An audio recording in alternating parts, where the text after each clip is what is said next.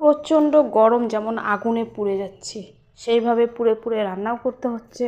তো হাজারো গরম থাক আর ঠান্ডাই থাক না কেন, আমাদের তো রান্না করে খেতেই হবে। আর প্রতিদিন তো আর নিমন্ত্রণ হবে না। কালকে যেমন নেমন্তন্ন ছিল, তো কালকে নেমন্তন্ন গিয়েছি, একবেলা রান্না করেছি। আজকে তো আর নেমন্তন্ন নেই কোনো, তো রান্না তো করতেই হবে।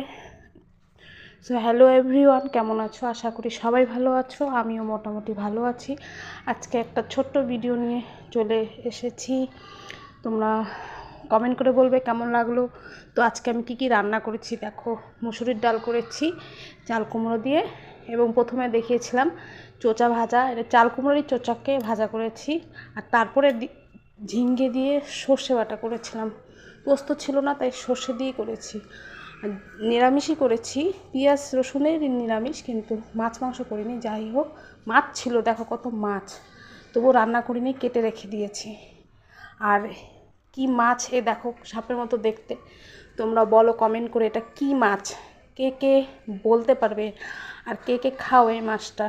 আমি তো খাই না, আমার বর খাবে, তাই কাটছিলাম, মানে পরে কেটেছি। রান্নাবান্না সেরে মাছ কেটে ফ্রিজে রেখেছি, কালকে খাবো, মানে কালকে রান্না করব। আর এই মাছগুলো নাম কি বলবে সবাই, আর এই মাছগুলো আমি খাই না।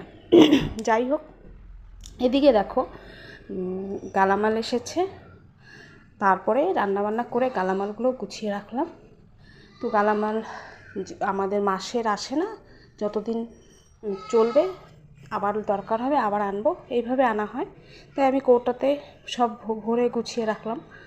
আর কাজের সময় কাজ করাটাই, মানে গুছিয়ে রাখাই ভালো, না হলে কাজের সময় গুছিয়ে না রাখলে পরে খুঁজে পাওয়া যায় না এটা কোথায় ওটা কোথায়। তাই আমি রান্না করতে করতে আবার এগুলো গুছিয়ে রাখলাম। তো খুব প্রয়োজনীয় চিনি টিনি, ডাল, অনেক কিছুই ছিল, তেল, সব কিছুই ঢেলে রাখলাম, তো তোমরা দেখতে পাচ্ছ। আর এদিকে রান্নাও হচ্ছিল। আর অবশেষে সব সেরে আমি আবার মাছগুলো কেটে রেখেছিলাম। তুমি তো দেখলে কত বড় মাছ, আর এই মাছটা আমার বর ধরেছে। ও তো মাছ ধরে, তোমরা সবাই জানো যে আমার বর মাছ ধরে, মাছ ধরতে ভালোবাসে। তো ও মাছটা ধরেছিল, কিন্তু রান্না করতে বলেছি যে রান্না করবে না, রান্নাটা আজকে নিরামিষ করো, পেঁয়াজ রসুন দিয়ে করো, কিন্তু মাছটা করবে না।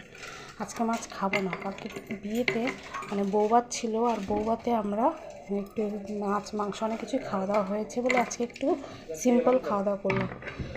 তো অবশেষে ছেলে মেয়েকে, তবু ওরা তো মানে না, ওরা তো খেতে চায়, তাই ওদেরকে একটু ডিম করে দিয়েছি। মেয়েকে ডিম পোচ আর ছেলেকে ডিম আমলেট করে খাওয়া দিয়েছি।